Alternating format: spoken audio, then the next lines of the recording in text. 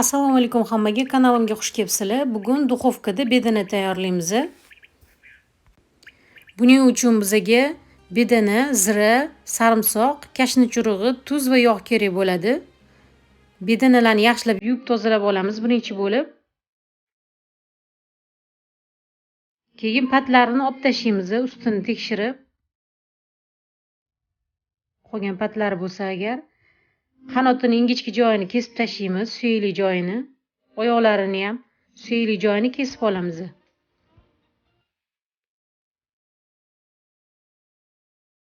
Qora-qora dog'lar qolgan bo'ladi. O'shalarni ham yaxshilab tekshirib olib tashlaymiz.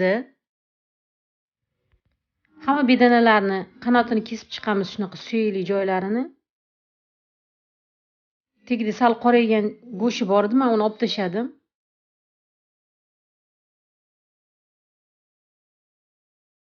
Hammasini tayyorlab bo'lganimizdan keyin to'g'richiga solib, ustidan sarimsoq surib chiqamiz, yaxshilab yedirib.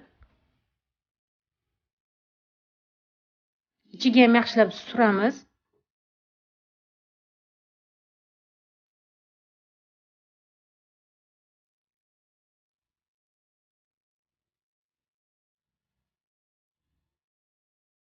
Sarimsoq surib bo'lganimizdan keyin tuz solamiz ustiga. Zira solamiz. Kashni churug'i solamiz. Hammasini tabga ko'rib solamiz. Kimdir ko'proq yaxshi ko'radi, kimdir kamroq. Keyin aralashtiramiz qo'lda yaxshilab.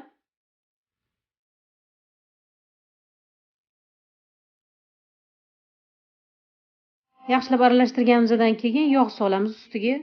Uni ham yaxshilab aralashtiramiz.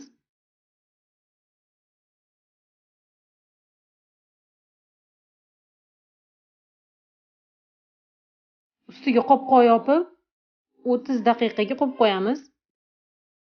30 daqiqa o'tgandan keyin bedanalarimizni gaz listiga solib, ustiga folga yopamiz. 180 gradusda qizigan duxovkada 20 minut davomida pishiramiz. 20 minutdan keyin ustini ochamiz. Usti ochiq holda yana 20 minut pishiramiz.